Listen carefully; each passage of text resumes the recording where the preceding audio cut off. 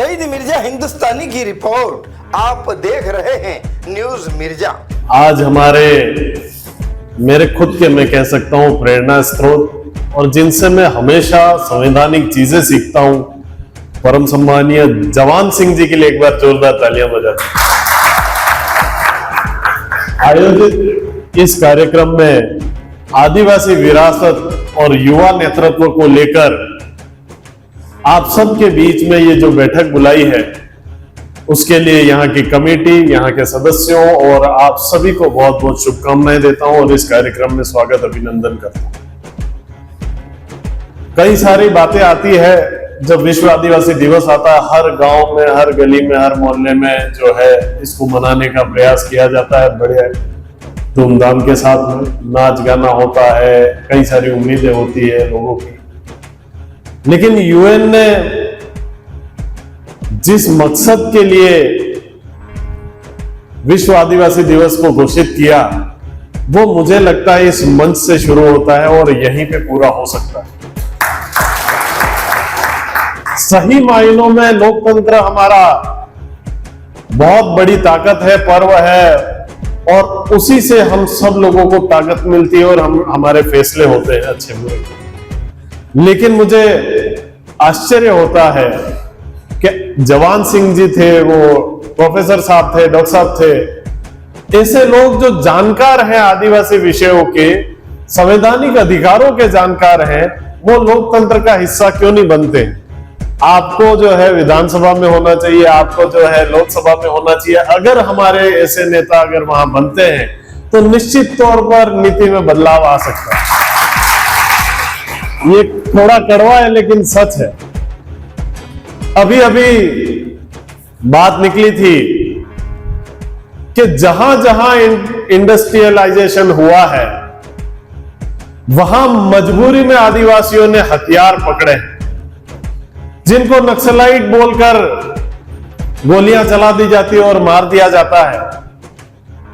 लेकिन उसके पीछे कारण कहीं न कहीं जो है संवैधानिक अधिकारों का दुरुपयोग या फिर उन संवैधानिक अधिकारों को हमारे लोगों तक नहीं पहुंचने दिया जाता है। इसलिए ये घटनाएं इस तरीके की इस देश में देखने को मिलती है।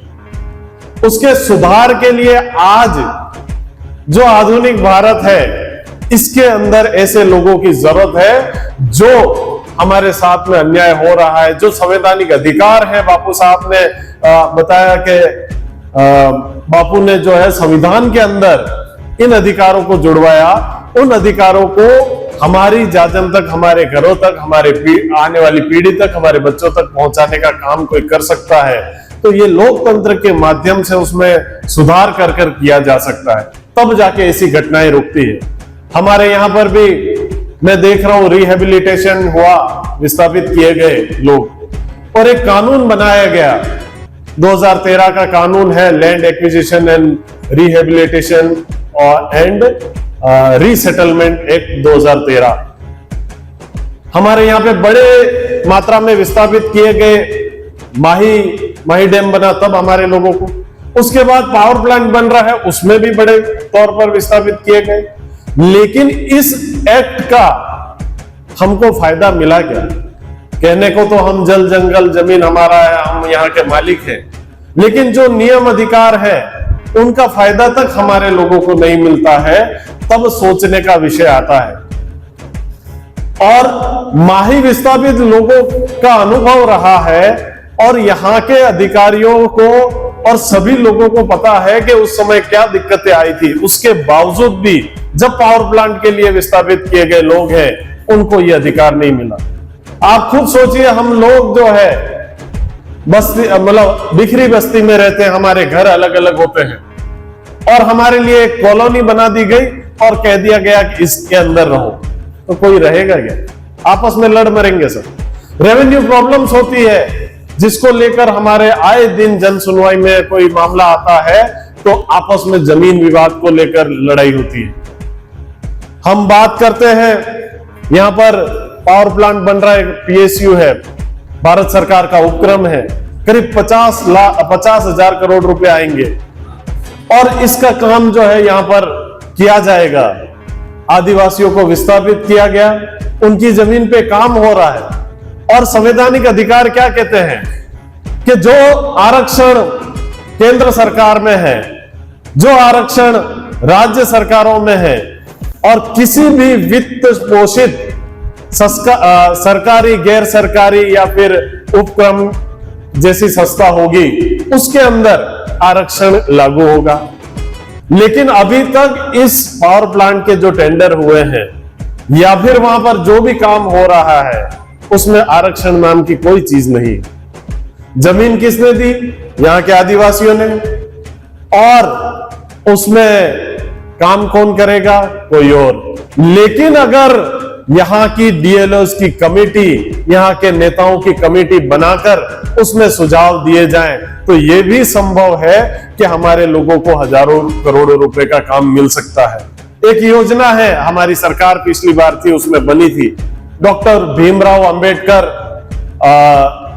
उद्यम युवा प्रोत्साहन योजना करके है।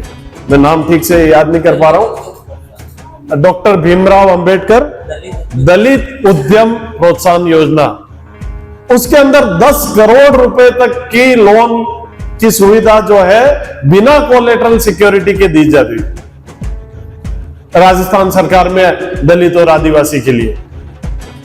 और इसी पावर प्लांट के टेंडरों में अगर आप लोग कोई मशीनरी लेवे और 5 करोड़ 10 करोड़ की मशीनरी लेके अगर उसमें लगाते हैं, तो निश्चित तौर पर आपके परिवार मजबूत हो सकते हैं, आप भी काम कर सकते हैं। लेकिन किसी का ध्यान इस तरफ नहीं है और ना ही किसी अधिकारी या किसी नेता का ध्यान इस तरफ है।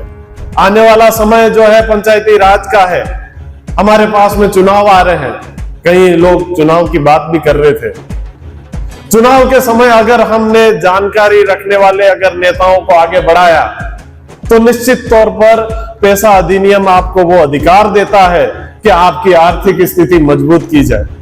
हमने एक अभियान चला रखा है कि आदिवासी युवाओं को आर्थिक सशक्त कैसे बनाया जाए, क्योंकि अगर मेरा मानना है कि अगर आपका परिवार आर्थिक रूप से मजबूत होगा, आप आर्थिक रूप से मजबूत होंगे, आपका समाज आर्थिक रूप से मजबूत होगा, तब जाके जो है आप दूसरी चीजों के बारे में अपनी मजबूती के साथ में अपनी बात रख पाएंगे। पुरजोर तरीके से सारा नॉलेज रखते हैं, पैसा अधिनियम का बात रखते हैं, और ग्राम पंचायतों को, ग्राम सभाओं को ये अधिकार दिए गए।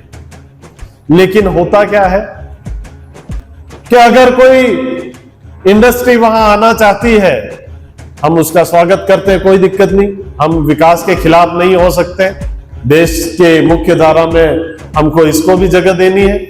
लेकिन क्या किया जाता है कि एक लेटर तैयार करके सरपंच या उसको, हकीकत तो यह है कि कुछ अमाउंट दे दिया जाता है और उससे एनओसी पूरी हाथ काट के लिख ली जाती, पूरे के पूरे ग्राम की, पूरी पंचायत की। ये हकीकत है, मैं इससे जरा भी पीछे नहीं हटूंगा इसमें, ये सच बोलने से। लेकिन होना क्या चाहिए था जवान सिंह जी, कि एक फॉर्मेट हो कि उससे बनने वाली आय का कितने प्रतिशत वो गांव मालिक हो सकता है, वहां से निकलने वाले सीएसआर का फायदे का, सीएसआर का जो है उपयोग उस गांव में कितने % किया जा सकता है, क्या सुविधाएं हैं जो उस इंडस्ट्री द्वारा जो है आदिवासी उस गांव को दी जा सकती है। वो फॉर्मेट तैयार होके जो है उसको एनओसी दी जानी चाहिए। एक जाति प्रमाण पत्र बनाने के लिए आपने फॉर्मेट तय कर रखा है, आय प्रमाण पत्र बनाने के लिए फॉर्मेट तय कर रखा है, आधार कार्ड बनाने के लिए फॉर्मेट तय कर रखा है, हर चीज का फॉर्मेट तैयार है। लेकिन पैसा अधिनियम के तहत वो ग्राम पंचायत की एनओसी का कोई फॉर्मेट नहीं है। ये एक मुख्य बदलाव है जिसको हमारे लोगों के बीच में यहाँ पे करने की आवश्यकता है। एक आयकर अधिनियम है, 5वीं अनुसूची और 6ठी अनुसूची की बात निकली थी कि जहां 100% आदिवासी होते हैं वहां पर 6ठी अनुसूची है और यहां पर जो है 5वीं अनुसूची। मुझे गर्व होता है ये कहते हुए कि हमारे जो कर्मचारी हैं उन्होंने एक गरीब किसान का बेटा होते हुए एक झोपड़ी में पलने के साथ में संघर्ष करते हुए सरकारी कर्मचारी बनकर जो इस समाज की, अपने परिवार की, इस क्षेत्र की सेवा करी। और आज भी वो संघर्ष कर रहा है कहीं न कहीं, उनके बच्चे भी संघर्ष कर रहे हैं। और आयकर अधिनियम का 6ठी अनुसूची के राज्यों में नियम है, कानून है, अभी इन्होंने संशोधित किया है 2025 में अप्रैल में, उसमें छूट दी जाती है। अनुसूची 3rd करा है और क्रम संख्या 19 है, उसके अंदर छूट दी जाती है कि कर्मचारी का इनकम टैक्स में जो भरता है उसमें छूट मिलती है।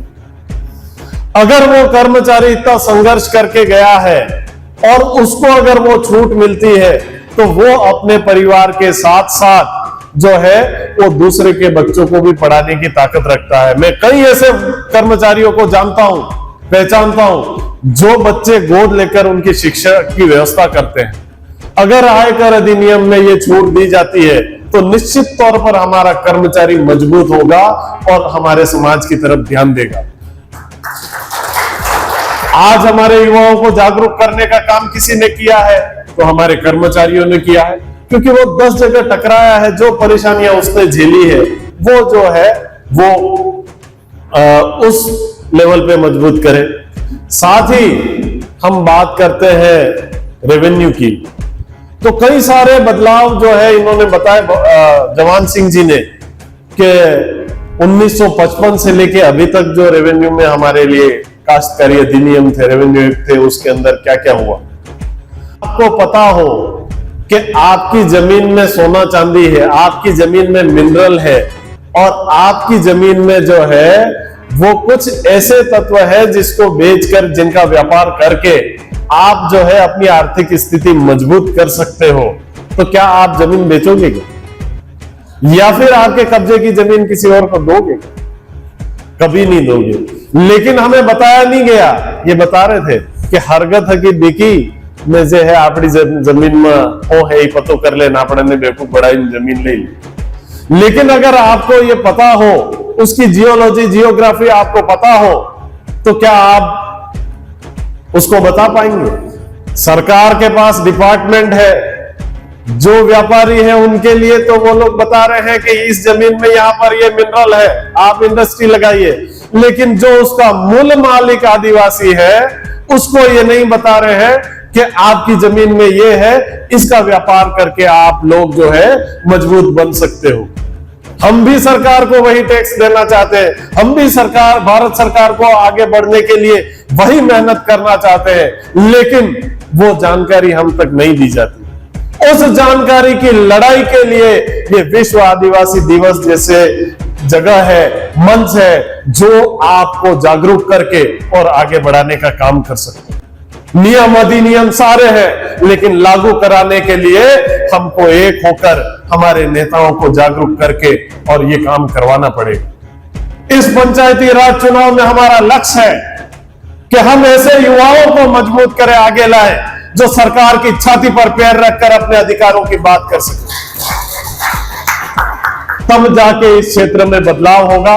कहने को तो कई सारी बातें हैं और मुझे बड़ी खुशी होती है कि आप जैसे मंच लोग जो है हमारे लोगों को जागरूक करने का काम करते हैं।